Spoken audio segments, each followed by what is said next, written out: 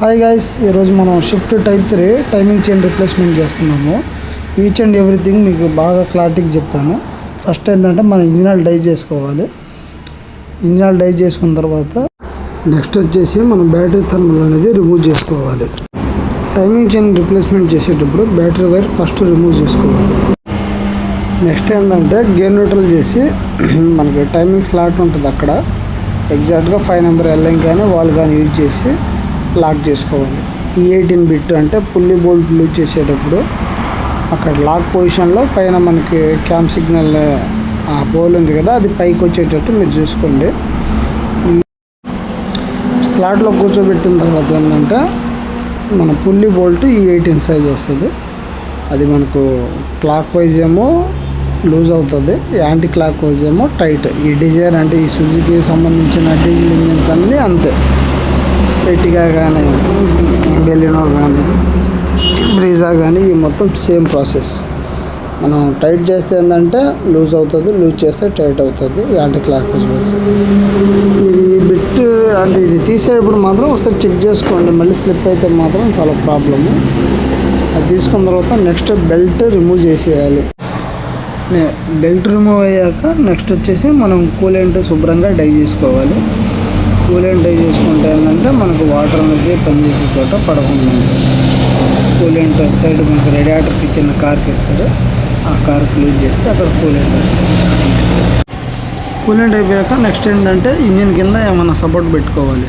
Timing case మనకు బయటికి రావాలంటే ఇంజిన్ బెడ్ అనేది తీసుకోవాలి, కాబట్టి సపోర్ట్ కంపల్సరీ పెట్టుకోవాలి. నెక్స్ట్ ఐటమ్ వచ్చేసి ఇంజిన్ బెడ్ రిమూవ్ చేసుకోవాలి. ఇంజిన్ బెడ్కి 3 బోల్డ్లు ఒక ఎర్త్ వైరు, 3 తీసేస్తే ఇంజిన్ బెడ్ ఆటోమేటిక్గా బయటకు వచ్చేస్తుంది. ఇంజిన్ బెడ్ తీసాక ఇంజిన్ బెడ్ సపోర్టింగ్ బెడ్ ఉంటుంది మనకి, హెడ్కి ఇంజిన్ బెడ్కి అటాచ్మెంట్. దానికి మనకు 15 సైజ్ బోల్ట్స్ వస్తుంది. ఆ 4 బోల్ట్లు చేసుకొని ఆ బెడ్ బయటకు తీసుకోవాలి. నెక్స్ట్ మనకి ఇంటర్ కూలర్ నుంచి మ్యాన్ఫోల్డ్కి వెళ్ళి ఐరన్ పైప్ వస్తుంది.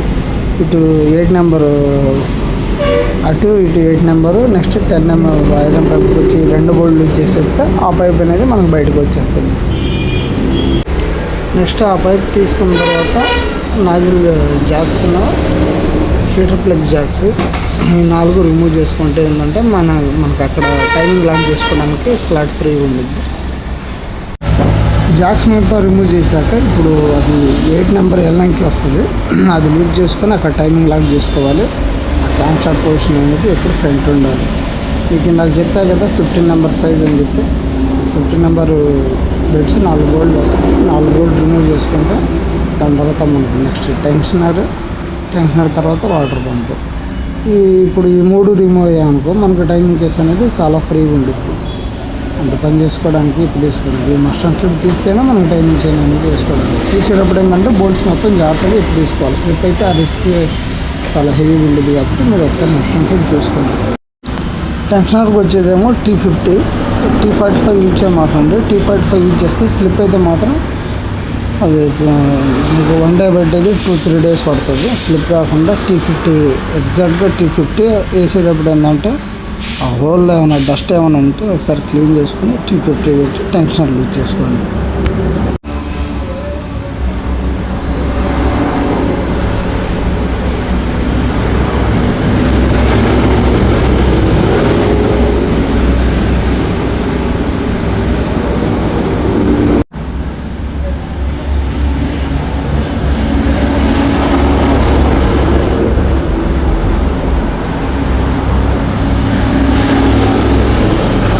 వాటర్ పంపుకి వచ్చేసి మనకు అది వాటర్ పంపు 10 mm సైజు 4 బోల్ట్లు వస్తాయి.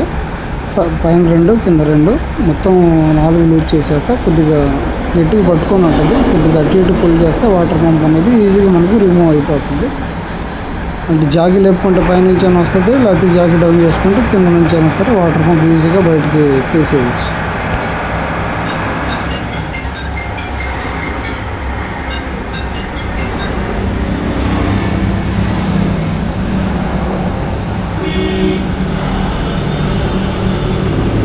దాని తర్వాత ఏంటంటే మనకి సంప్ రౌండ్ 10 సైజ్ బోల్డ్ ఇస్తాము.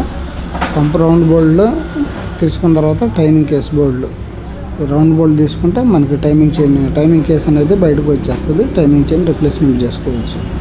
సంపుకు వచ్చేసి మీరు తీసేటప్పుడు గన్ యూజ్ చేసినా బిగించేటప్పుడు మాత్రం బిట్టుతోనే యూజ్ చేయండి. గన్ వేస్తే ఏంటంటే ఊరికే థ్రెడ్ ఫెయిల్ అయ్యే ఛాన్సెస్ ఉంటుంది కింద సబ్ బోల్డ్లో.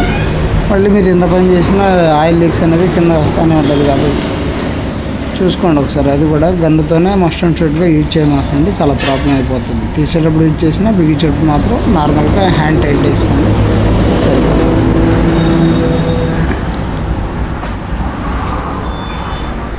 కేసుకు వచ్చేసి అది పైన oil separator pipe T30 bolt ఇస్తాడు. ఆ బోల్ట్ తీసుకొని టైమింగ్ కేస్ సైడ్ పెట్టుకుంటే సరిపోతుంది. మీ చైన్ అయితే బాగా హెవీ సౌండ్ వస్తుంది. టెన్షనర్ కూడా దగ్గర మనకు చాలా ఎక్స్పెండ్ అయింది. అంటే 1 lakh చేంజ్ చేయాల్సింది 1,44,000కి చేంజ్ చేస్తున్నారు. ఇంకా బై లక్ ఏం కాలేదు, ఎప్పుడు బ్యాటరీ డౌన్ అవ్వలేదు. డౌన్ అయితే పోయేది. టెన్షనర్ చూడండి ఎంత ఎక్స్పాండ్ అయిందో. అంత అవ్వకూడదు. అంత ఎక్స్పాండ్ అయితే ఏంటంటే మనకి మైలేజ్లో ఇష్యూ తేడా వస్తుంది, పికప్లో తేడా వస్తుంది, స్మోక్ అంటే టైమింగ్ అనేది కొద్దిగా చేంజ్ అయినా సరే ఈ మొత్తానికి రీజన్స్ ఉంటాయి. కాబట్టి ఎవరి 1 lakh కిలోమీటర్స్కి టైమింగ్ చైన్ అనేది మస్ట్ అండ్ షుడ్గా చేంజ్ చేసుకుంటే ఎలాంటి రిస్క్ ఉండదు. మైలేజ్ కానీ ఈచ్ అండ్ ఎవ్రీథింగ్ మొత్తం బాగుంటుంది. నెక్స్ట్ మనం టైమింగ్ చైన్ అనేది ఎప్పుడు జెన్యున్ స్పేర్ పార్ట్దే యూజ్ చేయండి. బయటది మన after market spare part use చేస్తే ఏంటంటే ఇప్పుడు జెన్యున్ స్పేర్ పార్ట్ చైన్ ఏంటంటే కొద్దిగా సన్నగా ఉంటుంది. ఆఫ్టర్ మార్కెట్ కొద్దిగా హెవీ సైజ్ ఇస్తాడు. హెవీ సైజ్ ఇచ్చినా సరే మనకి 60-70,000కే మళ్ళీ సౌండ్ అనేది స్టార్ట్ అవుతుంది. మేము ఆల్రెడీ 1-2 సార్లు ట్రై చేశాను. దాని తర్వాత నుంచి జెన్యున్ స్పేర్ పార్ట్స్ యూజ్ చేస్తాను. ఆ టైమింగ్ ప్యాడ్స్కి ఈ పక్క వచ్చేసి T40, ఆ పక్క వచ్చేసి T10. ఈ రెండు ఓపెన్ చేసుకుంటే ఏంటంటే కింద వీల్ పట్టుకుని జస్ట్ అట్లా లాగితే వచ్చేస్తుంది ఆటోమేటిక్గా. ఫ్రెండ్స్, శుభ్రంగా మనం పెట్రోల్ ప్లేట్ క్లీన్ చేసుకోవాలి. ఎక్కడ ఇంత చిన్న అనాబాండ్ అతుక్కుపోయినట్టు అలా అనేది ఉండకూడదు. దానివల్ల ఏంటంటే మనకి ఆయిల్ లీక్స్ అనేది కనిపిస్తూ ఉంటుంది. కాబట్టి పెట్రోల్ పెట్టి శుభ్రంగా క్లీన్ చేసిన తర్వాత టైమింగ్ చైన్ ఎక్కించుకోవాలి. జెన్యున్ స్పేర్ పార్ట్స్ ఏమో మనకి టైమింగ్ ప్యాన్, ఫిట్టింగ్స్, ఈ timing wheels, timing chain. General ఏంటంటే మనం ఎక్కడైనా టైమింగ్ చైన్ చేంజ్ చేసేటప్పుడు పెద్ద వీల్ని అవాయిడ్ చేస్తారు. ఈ వీల్ అనేది మస్ట్ అండ్ షుడ్గా మనం వేసుకుంటే బాగుంటుంది. ఒక్కోసారి ఏంటంటే బ్యాటరీ డౌన్ అయినప్పుడు మనం త్రో చేస్తాం కదా జంప్ స్టార్ట్, ఆ మూమెంట్లో అనేది ఈ వీల్ అనేది టీత్ అనేది కొద్దిగా అరిగిపోయాయి అనుకో, చైన్ అనేది స్లిప్ అయ్యి టైమింగ్ రాంగ్ పడడానికి ఛాన్స్ ఉంటుంది. మస్ట్ అండ్ షుడ్గా మీరు ఈ వీల్ అనేది పక్కా చేంజ్ చేసుకోండి. టైమింగ్ చైన్ కూర్చోబెట్టేటప్పుడు ఏంటంటే పై వీల్ మార్చేటప్పుడు కంపల్సరీ పై వీల్ మార్చకపోయినా ఇక్కడ మన టైమింగ్ లాక్ అనేది కంపల్సరీ సెట్ చేసుకోవాలి. ఎందుకంటే టైమింగ్ వీల్ మార్చేటప్పుడు ఏంటంటే ఒక్కోసారి కింద పక్క ఎల్లంకి పెట్టి వదిలేస్తే మనం ఇది టైట్ వేసి లూజ్ చేసినప్పుడు క్యామ్ అవుతుంది. కాబట్టి అది ఒకటి మస్ట్ అండ్ షుడ్ చూసుకోవాలి. ఇప్పుడు ఈ టీత్ అనేది క్యామ్ సెన్సార్ది సిగ్నల్ పోల్ టీత్, ఈ టీత్ అనేది ఎప్పుడు టాప్లో ఉండాలి, అలా చూసుకోండి. ఎప్పుడైనా ఫ్రెండ్స్ మనకి ఏంటంటే చైన్ వేసేటప్పుడు ఈ గోల్డ్ కలర్ మార్కింగ్ అనేది ఫ్రంట్ రావాలి. అంటే కింద పక్క యాస్టీస్గా టైమింగ్ ప్యాడ్స్, ఇది టైమింగ్ టెన్షనర్, కింద వచ్చేసి టైమింగ్ వీలు, మొత్తం ఈక్వల్గా ఈ ప్యాడ్ సెట్టింగ్స్లో కూర్చుందా లేదా చైన్ అనేది మస్ట్ అండ్ షుడ్ అబ్జర్వ్ చేయండి. చాలా వరకు ఏంటంటే వేసేటప్పుడు లైట్ తీసుకొని వదిలేస్తారు, మళ్ళీ తర్వాత ఫ్యూచర్లో ప్రాబ్లమ్స్ వస్తుంది.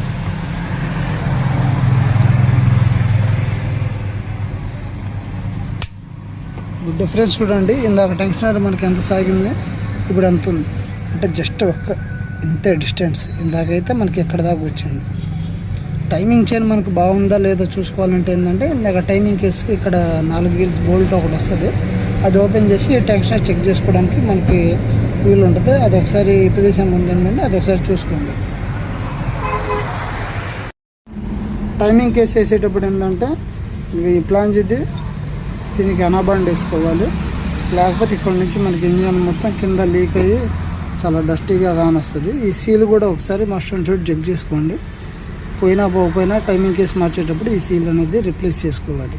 లేకపోతే ఇక్కడ నుంచి ఇంజన్ లీక్ అవుతుంది, ఇక్కడ నుంచి లీక్ అవుతుంది. మనం ఎక్కడైనా ఇంజన్ మనం ఎప్పుడైనా కార్ పార్కింగ్ చేసినప్పుడు కింద డ్రాప్స్ పడుతుంది, చూసుకోండి ఇది కూడా ఒకసారి. టైమింగ్ కేస్ కూర్చోబెట్టిన తర్వాత ఈ బోల్డ్ అనేది ఫుల్ టైట్ వేయకూడదు. ఈ కేస్ మొత్తం రౌండ్ బోల్డ్ అనేది 2-3 థ్రెడ్లు ఎక్కించాలి. ఎందుకంటే మనకి పుల్లి అనేది చాలా ఫ్రీగా కూర్చోవాలి. ఇప్పుడే ఈ బోల్డ్ ఇవేం టైట్ వేయకుండానే ఫ్రీగా కూర్చుంది అనుకో, మనకి పంపు బాగా ఫ్రీగా ప్లే అవుతుంది, ఆడుతుంది. ఈ మొత్తం టైట్ వేసాక ఏంటంటే మనకి ఇంజిన్ పుల్లి అనేది ఫ్రీగా కూర్చోదు.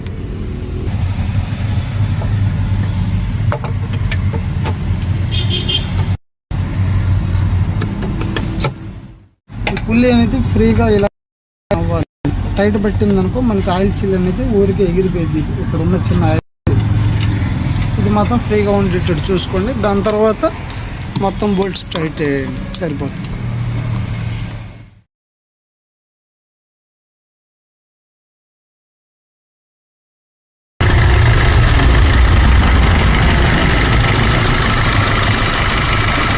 స్టార్ట్ చేసేటప్పుడు వీటిని ఒకసారి టైం చేసుకొని సరిపోతుంది.